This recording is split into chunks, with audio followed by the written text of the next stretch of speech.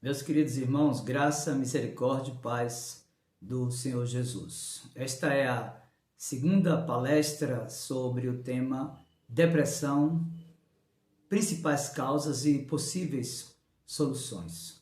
Nós fizemos uma primeira abordagem, você pode encontrar aqui mesmo no canal, de cunho histórico e teológica, e buscamos, através da experiência de quem viveu a patologia, uma definição acerca do que de fato representa a depressão. Vimos numa linha de tempo histórica a evolução do próprio tratamento. Vimos ainda, segundo o conceito dos 4 humores de Hipócrates, a relação de temperamento e a sua relação estreita com a patologia. Vimos também um mapa da depressão e percebemos que o Brasil é o 3º país mais deprimido do mundo. Estudamos um pouco sobre a definição científica da depressão e, por fim, percebemos as principais causas e sinais da depressão. Nosso objetivo nessa segunda palestra é dar continuidade a esse tema. Lembre-se, esta abordagem é uma abordagem histórico-teológica. O objetivo é tratar a depressão à luz da teologia reformada e apresentar as soluções, não somente do ponto de vista religioso, mas também através da própria ciência. Então, nosso objetivo hoje é continuar tratando sobre esse tema tão urgente, tão necessário, tão importante e negado nas suas implicações por muitas pessoas, inclusive religiosas. Então, nós vamos tratar hoje sobre o tema. Eu quero inicialmente ler a Escritura no livro do Eclesiastes, capítulo 11, versos 7 e 8. Abra aí a sua Bíblia comigo. Eclesiastes 11, versos 7 e 8. A Escritura diz assim: doce é a luz e agradável aos olhos ver o sol. Ainda que o homem viva muitos anos, regozije-se em todos eles. Contudo, deve lembrar-se de que há dias de trevas, porque serão muitos. Tudo quanto sucede, diz o pregador, é vaidade. Então, eu quero iniciar a exposição desse tema, depressão, principais causas e possíveis soluções a partir de uma abordagem histórico e teológica, orando com você e por você. Você que chegou aqui no canal, que está buscando soluções não somente para um problema que você está enfrentando, mas uma pessoa a quem você ama muito e que você está vendo, percebendo as implicações e como a depressão é terrível. Quem sabe você esteja aqui buscando as soluções para isso e certamente você terá consciência a partir daquilo que estamos estudando aqui, que as soluções para os problemas mais terríveis da vida, aqueles que mais afligem a nossa alma, encontram-se no Senhor Todo-Poderoso. Ele tem provisão, Ele é perito em operar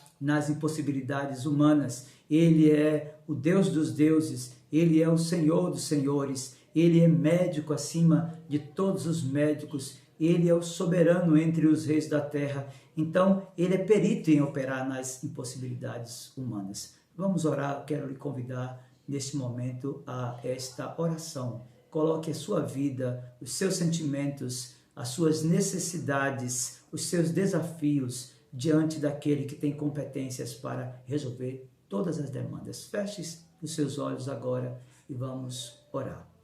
Meu Senhor, em nome de Jesus, há muitas pessoas afligidas, sofridas, que têm perdido a alegria, a esperança, o contentamento, que já bateram em muitas portas buscando soluções para os problemas que enfrentam, sobretudo aqueles problemas inerentes à própria alma.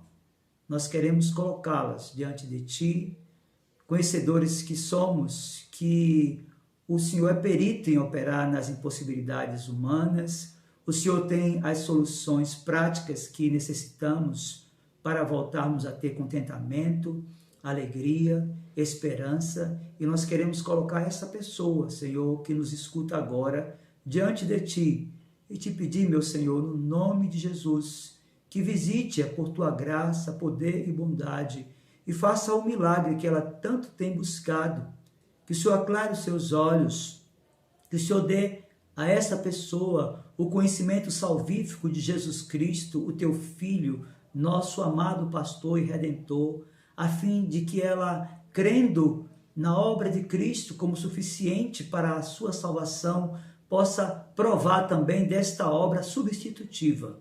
Nós queremos, Senhor, te apresentar tudo que faremos nesta palestra, aquilo que vamos tratar aqui, a fim de que este seja um instrumento Teu para a redenção de muitas pessoas e famílias e para a cura da alma. Que o Senhor faça isso, meu Senhor, para a honra e glória de Jesus, por quem oramos. Amém. Muito bem, nós vamos continuar o estudo do nosso tema e eu quero apresentar para você o nosso roteiro de estudo nesta segunda palestra sobre a depressão, as principais causas da depressão e as possíveis soluções que serão apresentadas aqui. Então, nosso objetivo com essa segunda palestra, inicialmente, é apresentar os tipos de depressão. Falaremos também sobre os efeitos dos chamados placebos. Veremos ainda o conceito de suicídio, bem como os seus números. Veremos os 4 grupos de suicidas, o conceito sociológico acerca do suicídio e criaremos uma relação do suicídio e do 6º mandamento. Afinal, o Senhor disse, não matarás. Então, vamos iniciar esta palestra, essa segunda palestra sobre depressão, principais causas e possíveis soluções, apresentando alguns tipos de depressão. Quero lhe apresentar primeiro a definição da ciência acerca de um tipo de depressão que é conceituada como leve. Esta depressão, ela promove as mudanças, ou ela é promovida pelas mudanças de vida. Nós sabemos que há pessoas com muitas resistências e com muitas dificuldades em mudanças. Então, a proporção que alguma mudança ela ocorre, algumas pessoas têm uma condição de tornarem-se deprimidas e passam a conviver com aquilo que a ciência define como uma forma de depressão que é leve. Mas há uma segunda forma ou tipo de depressão, que é a depressão moderada. A ideia é de que ela pode ocorrer a partir não somente de algumas mudanças na vida e no cotidiano de alguém ou de uma família ou de uma estrutura maior, mas ela é também o produto de algumas intervenções do ponto de vista da saúde. E isso a pessoa vai começando a perceber que alguma coisa está somatizando de tal forma que essa depressão moderada, ela não somente apresenta as mudanças de vida, mas ela passa a exigir também um auxílio médico, já que a patologia que termina se erradicando na mente da pessoa e na sua alma, ela passa a manifestar-se também no seu corpo. Então, há uma terceira forma de depressão, que é definida como uma depressão grave. Essa depressão, ela exige urgência no tratamento, porque ela apresenta sintomas físicos, como delírios e alucinações, e até mesmo pensamentos suicidas. Há, meus queridos, outras formas ou tipos de depressão. A ciência define, por exemplo, a chamada depressão psicótica, que é uma depressão grave, onde os sintomas depressivos são associados a sintomas psicóticos, como delírio de ruína e culpa. A pessoa também apresenta um comportamento hipocondríaco, às vezes chega à negação de órgãos e passa a conviver com alucinação.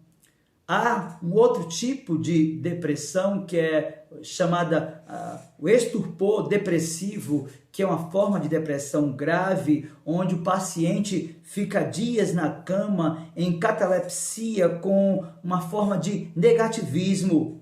Esta depressão, ela é agitada ou ansiosa, é uma depressão com forte componente de ansiedade e inquietação psicomotora e a apresentação de insônia, de irritação, e a pessoa passa a apresentar, inclusive, desejos suicidas. Meus queridos, a depressão menos severa, ela é chamada de desordem distímica. A mais severa depressão maior. Popularmente, a menos severa é uma depressão definida como situacional e a mais severa é definida também como a depressão clínica. A linguagem técnica para a depressão da Associação de Psiquiatria Americana, a APA, propõe que o bloco construtivo para o distúrbio depressivo ou distúrbio bipolar seja o que o manual se refere como episódio depressivo maior. E reza o seguinte, perceba comigo. 5 ou mais dos seguintes sintomas presentes durante um mesmo período de 2 semanas e representando mudança no funcionamento anterior, sendo pelo menos um desses sintomas. O primeiro, a disposição deprimida. O segundo, a perda de interesse ou perda de prazer. Terceiro, humor deprimido a maior parte do dia, quase todo dia, conforme indicação por relato subjetivo, ou seja, a pessoa parece estar o tempo inteiro chorosa. Quarto, interesse ou prazer marcadamente diminuído de todas ou quase todas as atividades, quase o dia inteiro, todo dia. Quinto, perda significativa de peso sem fazer dieta ou ganho de peso, ou seja, uma mudança de mais de 5% do peso do corpo em um mês, ou aumento ou diminuição de apetite quase todos os dias. Insônia ou hipersônia quase todos os dias, agitação ou retardo psicomotor quase todo dia, observável por outras pessoas, fadiga ou perda de energia quase todos os dias, sentimentos de desvalor ou culpa excessiva ou não apropriada quase todos os dias, capacidade de pensamento ou concentração diminuídos ou indecisão quase todos os dias, pensamentos recorrentes sobre a morte, ideação suicida recorrente sem nenhum plano específico ou uma alternativa de suicídio ou plano específico para suicídio. Por fim, os hábitos não são inevitáveis. Quando um hábito surge, o cérebro para de participar totalmente da tomada de decisões. Ele para de fazer tanto esforço ou desvia o foco para outras tarefas, a não ser que você deliberadamente lute contra um hábito, que encontre novas rotinas, o padrão irá desenrolar automaticamente. É importante, meu querido irmão e amigo, compreender que um diagnóstico para depressão é uma coisa extremamente complexa. E nós temos percebido o quanto o diagnóstico depressivo está banalizado em algumas culturas, em algumas sociedades e entre algumas famílias. O fato de alguém perder peso, perder o sono, dormir demais, perder o apetite, ou estar meio zen, sem muita motivação com a vida, faz com que ela mesma, essa pessoa, ou até mesmo aquela do seu ciclo de relação, atribuam depressão, conferindo um rótulo ou um diagnóstico. Nós precisamos de ter cuidado acerca disso.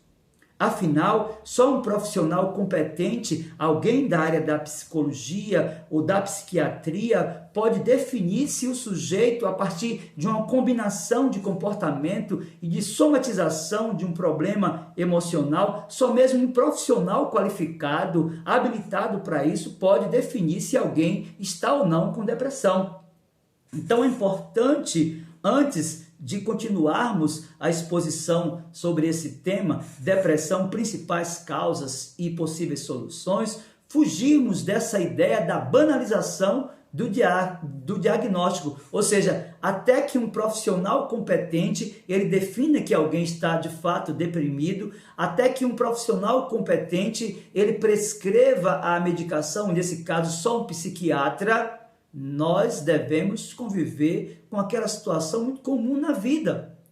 É natural que alguém perca peso, é natural que em algum momento da vida alguém perca o sono, é natural que em outro momento da vida a pessoa tenha sono demais, é natural que em algum momento da vida a pessoa chore, é natural que em algum momento da vida a pessoa se entristeça. Contudo, isso não quer dizer que a pessoa esteja com depressão.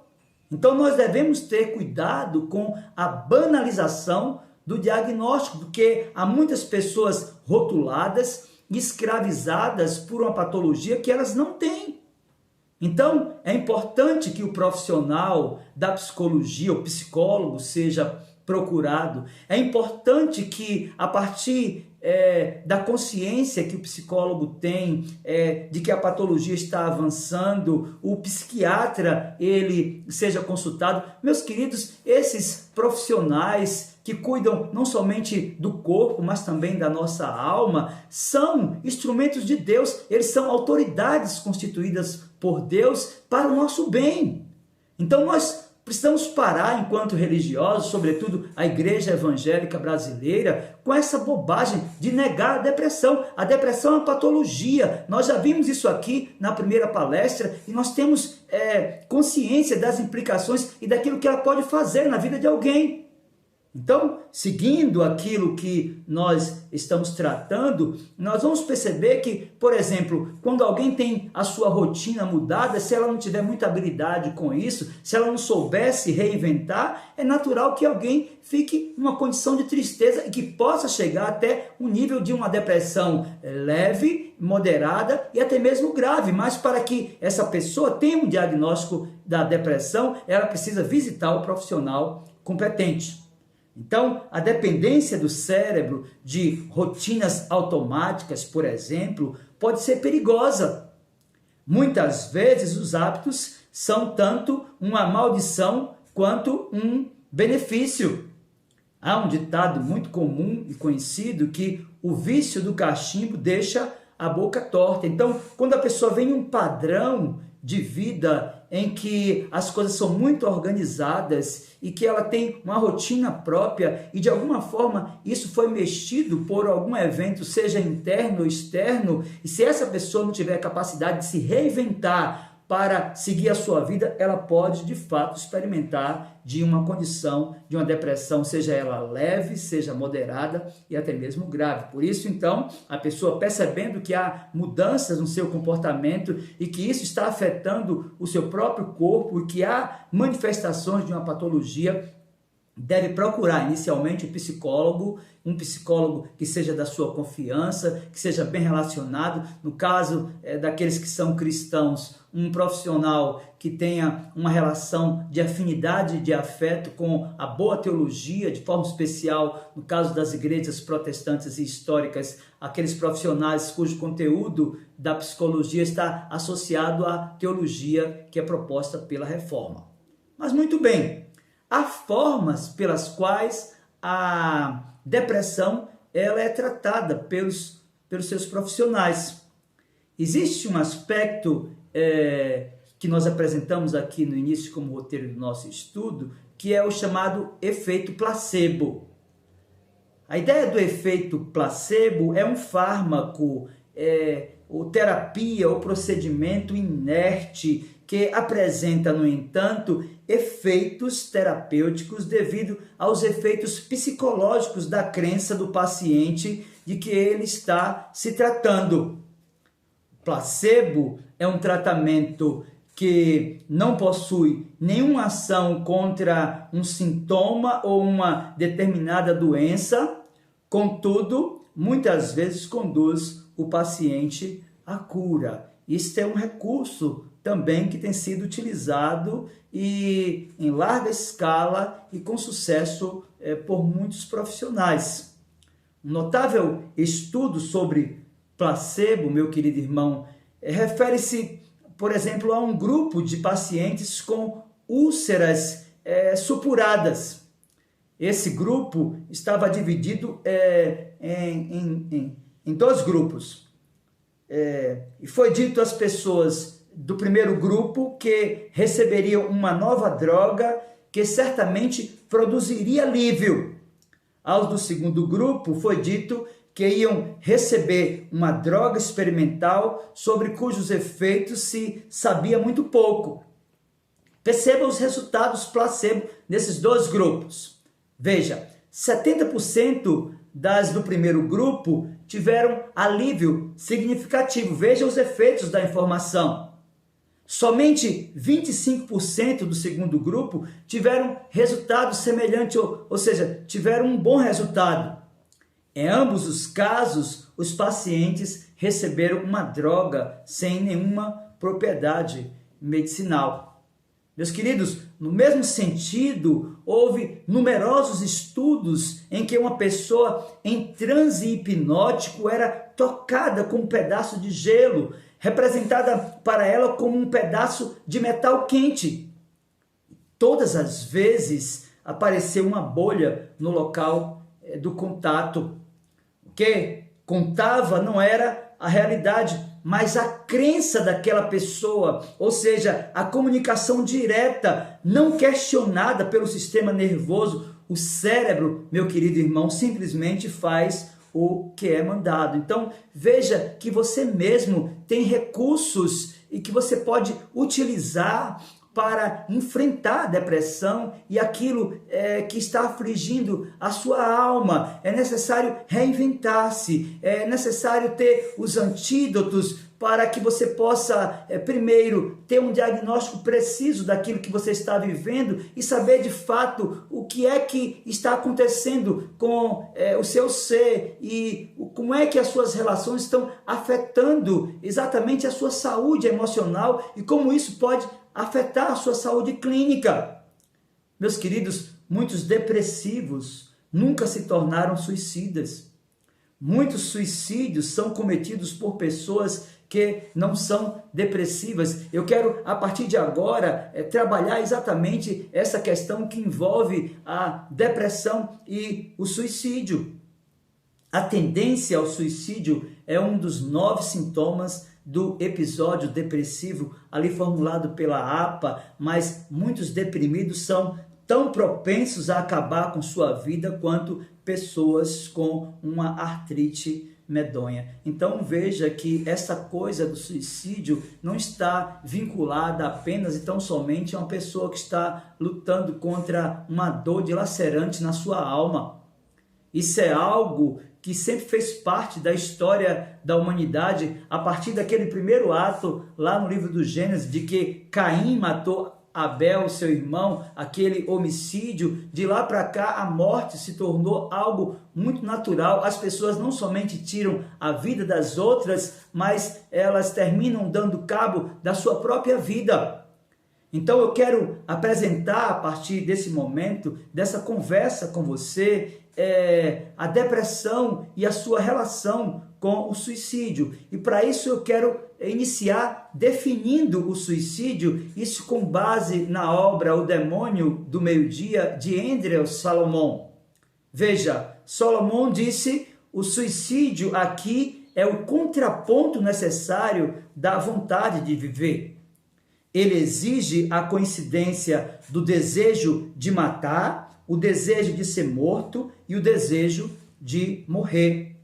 O homem que se mata, mata todos os homens. No que ele diz respeito, ele elimina o mundo.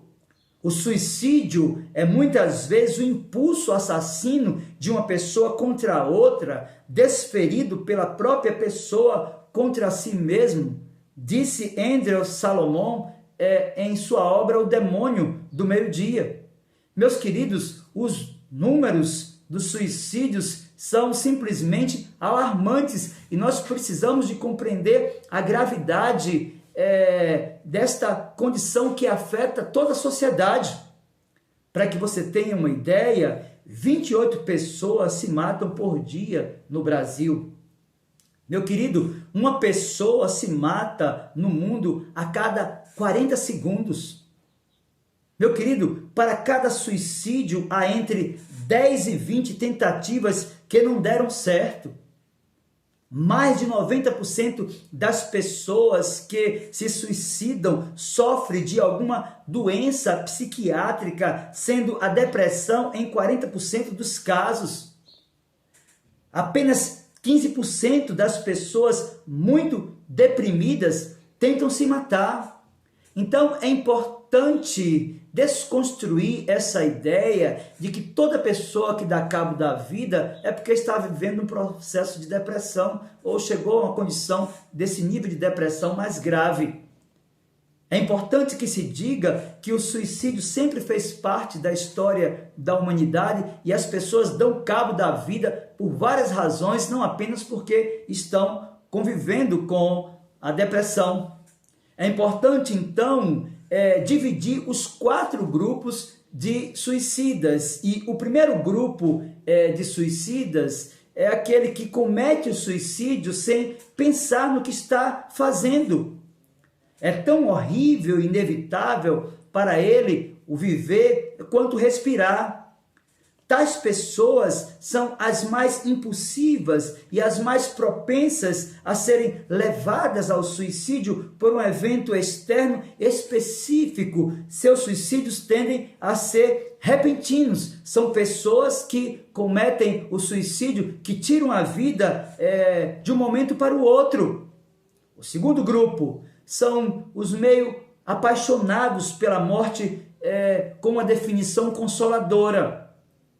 Esses cometem suicídio como vingança, como se o ato não fosse irreversível.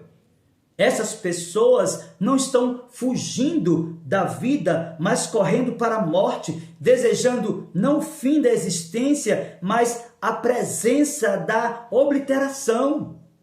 Veja, o terceiro grupo dos suicidas são aqueles que cometem o suicídio por uma lógica falha, em que a morte parece ser a única fuga para problemas intoleráveis.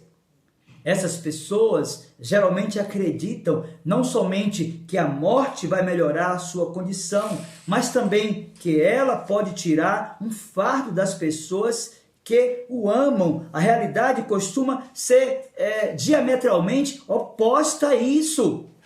Por fim, cometem suicídio também algumas pessoas, e esse é o quarto grupo, com uma lógica chamada ou definida como racional.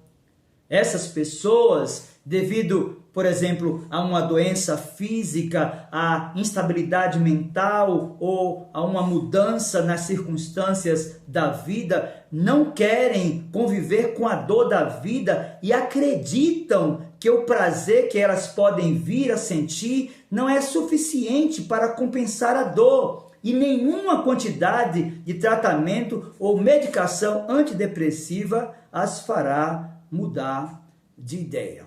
Meu querido, então são esses os 4 grupos que apresentamos das pessoas que terminam dando cabo da própria vida. Eu quero dizer para você que enquanto há vida, há sempre esperança. Eu quero dizer para você, talvez, que esteja me escutando nesta palestra, que Deus é perito em operar nas impossibilidades humanas. Eu quero dizer para você que Ele tem soluções para todas as coisas. Você só precisa tirar o foco desse problema que você está enfrentando e colocar o seu olhar e voltar o seu olhar para o trono da graça de Deus, de onde emana toda a esperança, todo o contentamento e tudo quanto você necessita para sair desse buraco onde você entrou.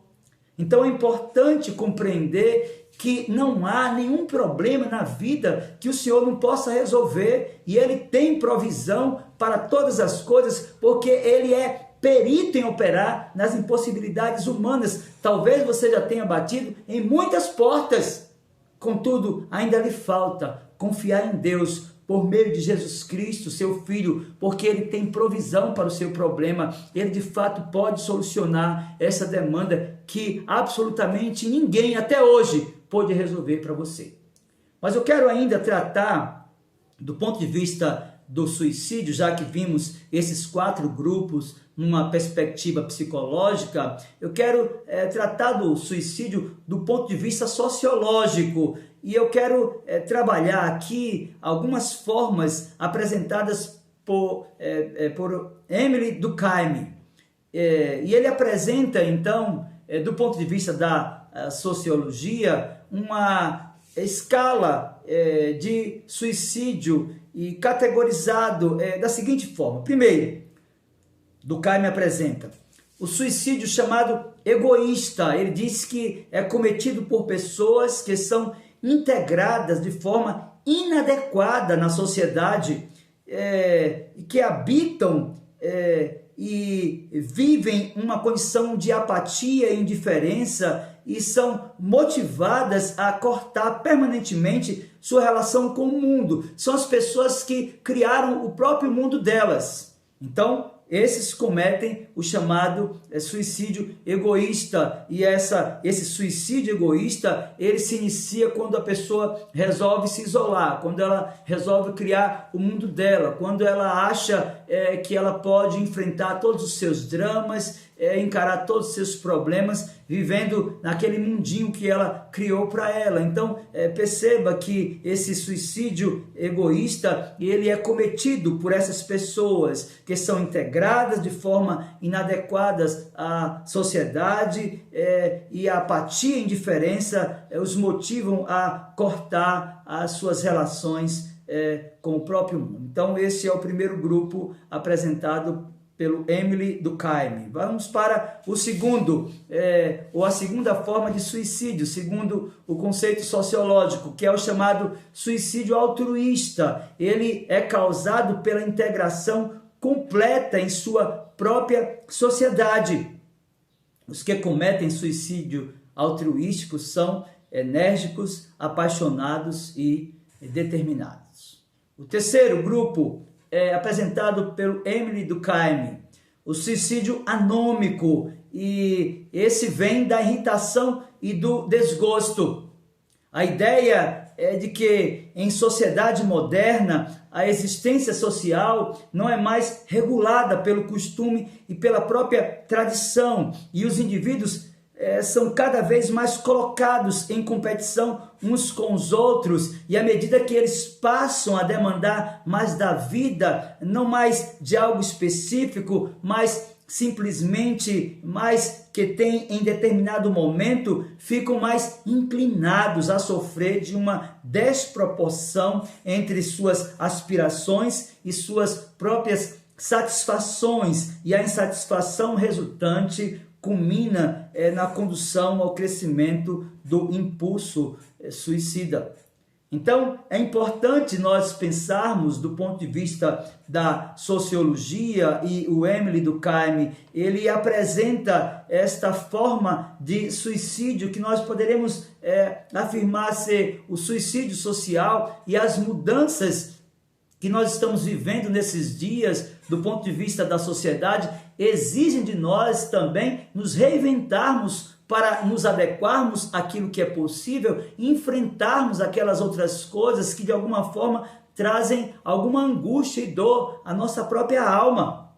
Então é importante, meu querido, nós compreendermos que nós pedimos mais da vida do que há, e nossa inevitável decepção pode ser motivo suficiente para terminar com a vida. Nós precisamos de ter o nosso olhar não somente para o outro, mas para o próprio contexto que nos cerca, compreendendo as implicações e as limitações daquilo que a vida pode nos oferecer, no sentido de plenitude, de felicidade, de contentamento tão desejado pelo ser humano. É importante que se diga que as alegrias neste mundo, elas são incompletas e elas nunca bastarão ao meu e ao seu coração. Então pare de querer buscar uma condição de plenitude, de alegria, porque você jamais irá encontrar isso nessa existência. Enquanto cristãos, nós sabemos que estamos no mundo, mas não somos desse mundo. Enquanto cristãos, nós sabemos que a nossa pátria está nos céus.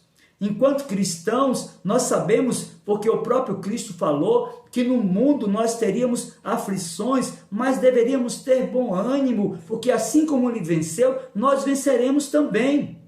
O problema é que há pessoas tão engessadas, que não têm habilidades para se reinventarem, que quando se deparam com aquelas barreiras aparentemente intransponíveis, elas ficam neutralizadas. Elas veem na barreira o ponto final de suas existências. Meu querido irmão e amigo, é necessário olhar para o alto, para o autor e consumador da nossa fé e compreender que Deus tem um controle de tudo e que Ele tem soluções práticas para todos os dilemas. O suicídio é notoriamente uma solução duradoura para um problema com frequência temporário. A tendência ao suicídio é muitas vezes temporária e legiões de pessoas ficam contentes por terem sido salvas de tentativas de suicídio ou impedidas de realizá-las. É importante dizer para você, talvez que esteja convivendo com esse sentimento que dá cabo da vida, vai resolver esse dilema, que isso vai aumentar apenas o seu problema e o problema daqueles que vão permanecer aqui. Eu quero dizer para você que Deus tem solução prática para você. Quero dizer para você que Ele tem provisão para esse dilema, para essa dor que ocupa o seu coração e a sua alma. Por isso, não desista, por isso, não se deixe sucumbir diante desse problema que se avolumou exatamente porque você foi fazendo com que ele tomasse uma proporção tão grande na sua vida que você deixou de olhar para o trono da graça de Deus. Ora, o Senhor tem providência e Ele é o Deus da vida e foi Ele que proibiu a morte.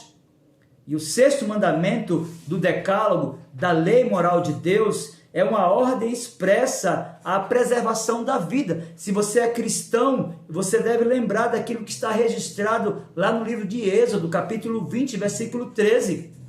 A Escritura lá nos diz, não matarás. E a palavra matar, ela é definida em ambos os testamentos, tanto no Antigo quanto no Novo Testamento, como assassinar ou como ser morto. A ideia, meu querido irmão, gira em torno do emprego de todos os meios lícitos para a preservação da vida. Do ponto de vista da nossa confessionalidade presbiteriana e calvinista, a pergunta 69 do breve catecismo, trabalhando as questões do 6º mandamento, é a seguinte: o que é proibido no 6º mandamento? Veja qual é a resposta.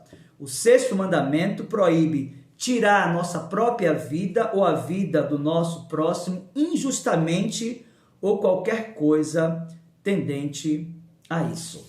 A pergunta 135 do Catecismo Maior é a seguinte: quais são os deveres exigidos no 6º mandamento?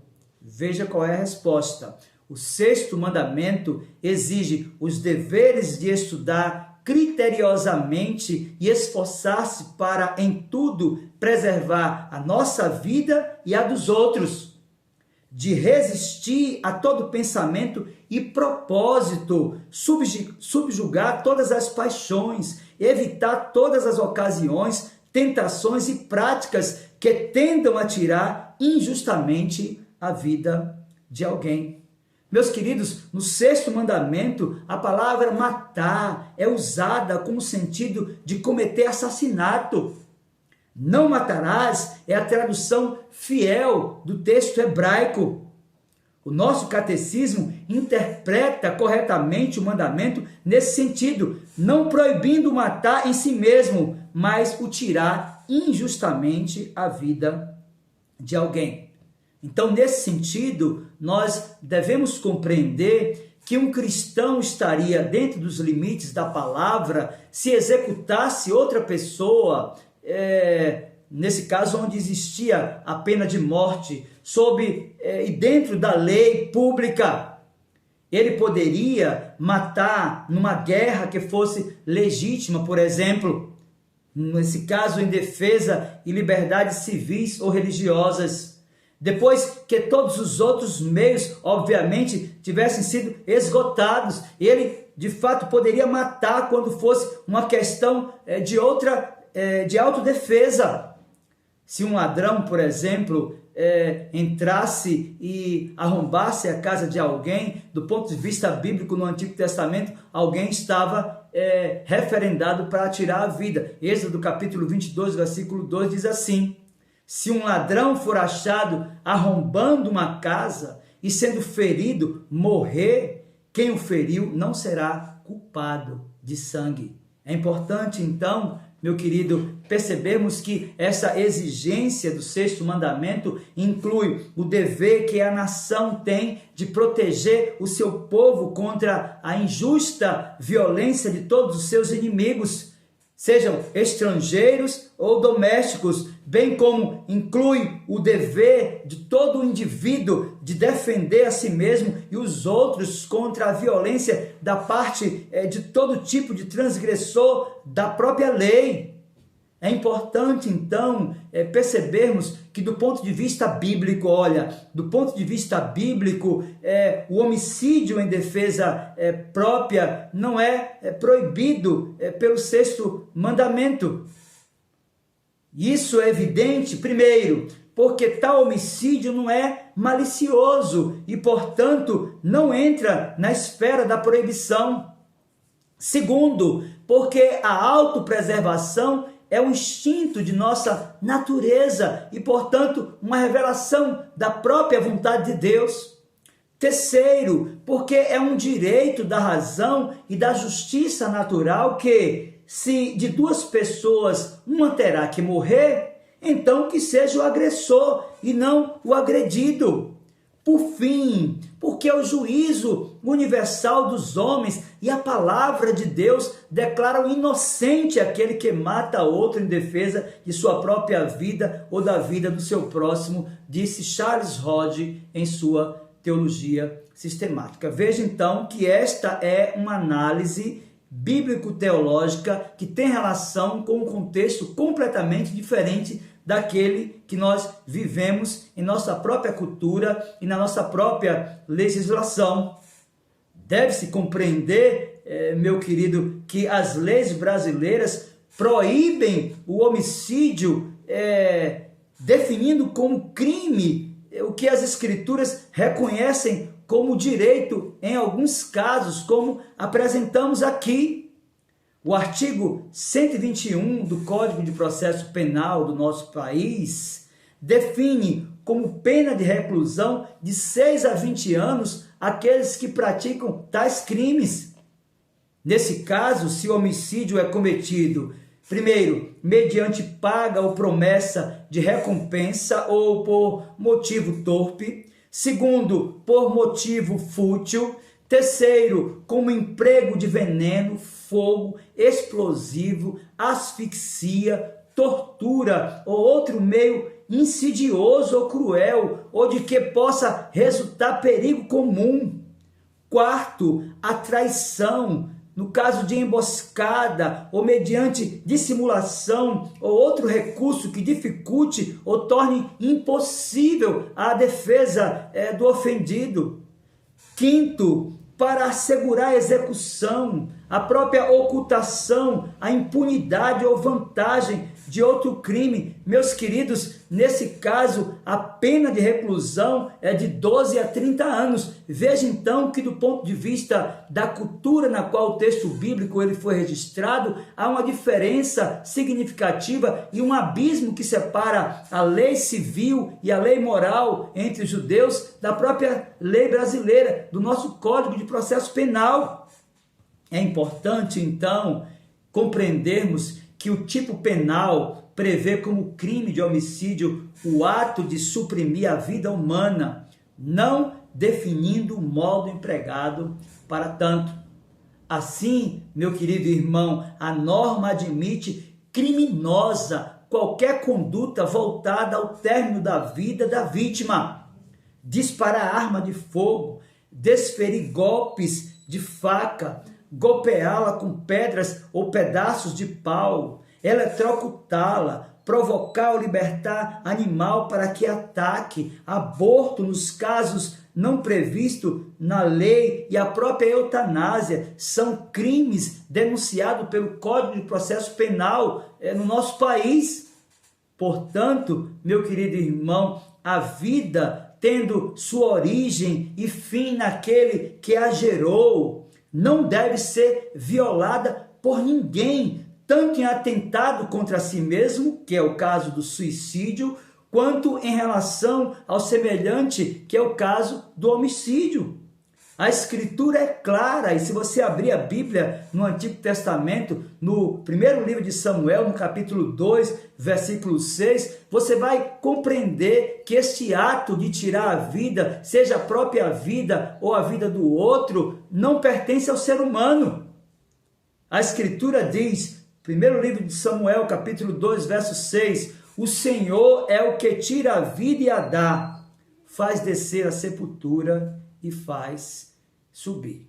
Então é importante compreender que há uma distinção clara na Escritura entre as expectativas de morrer e o desejo de tirar a vida. E é isso que nós estamos tratando aqui acerca da depressão e das manifestações de suicídio, de pessoas que terminam dando cabo da própria vida. A Escritura faz essa distinção entre as expectativas de morrer, muito comum, sobretudo nos relatos do Novo Testamento, daqueles que querem estar com o Senhor no céu, dizendo que é incomparavelmente melhor, e o desejo de tirar a vida, que não é registrado em momento algum, a não ser naquele que foi destinado a Judas, que deu cabo da vida por remorso. Na segunda carta de Paulo aos Coríntios, capítulo 5, verso 8, a Escritura diz assim: entretanto, estamos em plena confiança, preferindo deixar o corpo e habitar com o Senhor. Então veja que há aqui uma distinção clara entre as expectativas de morrer e o desejo de tirar a vida. Paulo não está, em momento algum, declarando que ele tem o desejo de tirar a vida dele. Ele está dizendo que estar com Deus e com Cristo no céu é melhor do que estar aqui. E ele vai dizer isso novamente, escrevendo aos Filipenses, no capítulo 1, versos 21 e 23. Veja o que a Bíblia diz: porquanto para mim o viver é Cristo e o morrer é lucro. Ora, de um e outro lado estou constrangido, tendo desejo de partir e estar com Cristo, o que é incomparavelmente melhor. Meus queridos, o desejo dominante de Paulo é estar com Cristo, pois isso para ele é vida. A própria morte é definida por Paulo como lucro. Contudo, ele tem de escolher um dos três estados diferentes. O primeiro estado é estar vivo na volta de Cristo e receber um corpo transformado e glorificado. Ele está discutindo isso aqui. Segundo, morrer, deixar o corpo e estar em casa com o Senhor, com uma alma despida de toda a forma de sofrimento que é tão comum nessa existência. Terceiro, permanecer no corpo por causa dos compromissos para servir a igreja. E é isso que Paulo está declarando aqui quando escreve aos Filipenses. E é interessante porque dessas três escolhas, Paulo opta pela primeira. Mas se o Senhor tardar e a morte o apanhar, ele optaria pela segunda. Apesar de tudo, por causa do progresso da igreja, ele tem de escolher a última opção. Ele quer permanecer porque ele está com seu coração cheio de esperança e de expectativa do Deus que não pode mentir, daquele que é dono do ouro e da prata, daquele que tem o domínio sobre todas as coisas, daquele que é perito em operar nas impossibilidades humanas. Por isso Paulo, mesmo em meio aos seus desafios, mesmo em meio aos seus conflitos, mesmo em meio a tudo quanto estava vivendo, ele permanecia com seu coração aquecido de esperança e plenamente satisfeito. Ele queria cumprir o seu mandato e o seu ministério, vivendo para glorificar a Deus. Então, é importante, meus queridos irmãos, compreendermos nesta segunda palestra que ainda que você possa conviver com situações que possam trazer abatimento, tristeza, angústia e dor à sua alma, há uma série de mecanismos e recursos que podem fazer com que você volte a ter uma condição emocional saudável, e o Senhor tem isso e pode fazer tanto no aspecto supranatural, em um milagre, transformar completamente, perfeitamente a sua vida, mas ele pode também usar os recursos chamados ordinários, a própria ciência, a própria psicologia, a própria psiquiatria, a própria forma pela qual Deus deseje e queira usar para lhe restabelecer. Por isso, eu quero concluir esta segunda palestra dizendo para você que ainda que você possa levantar muitas causas para a sua depressão, Deus tem inúmeras soluções para ela. E eu quero então concluir esta palestra orando com você e por você mais uma vez, pedindo a Deus que por sua graça aclare os seus olhos para que você enxergue as maravilhas da lei de Deus, para que você compreenda que há um Deus que é o regente absoluto do universo e ele tem o seu problema sob o seu rígido controle e pode propor soluções para você. Vamos orar? Ore comigo nesta hora. Meu Senhor, em nome de Jesus, teu bendito e amado Filho, nós conhecemos mais um pouco das implicações desta patologia. Sabemos o quanto ela tem maltratado tantas pessoas. Reconhecemos que as implicações da depressão, seja ela leve, moderada ou numa condição grave, traz sempre tristeza e dissabor. Mas nós sabemos, meu Senhor, que o Senhor tem as soluções que todas as pessoas precisam dos diversos credos religiosos. Por isso, meu Deus, visita essa pessoa que me ouve nesta hora de forma supranatural, poderosa e miraculosa. Liberta essa pessoa dessa condição em que está.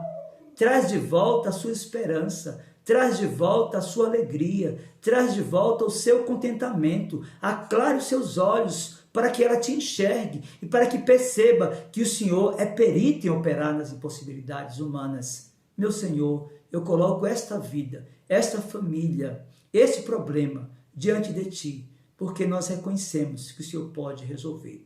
Nós oramos no nome de Jesus. Amém. Que Deus, pois, te abençoe. Em nome de Jesus. Amém.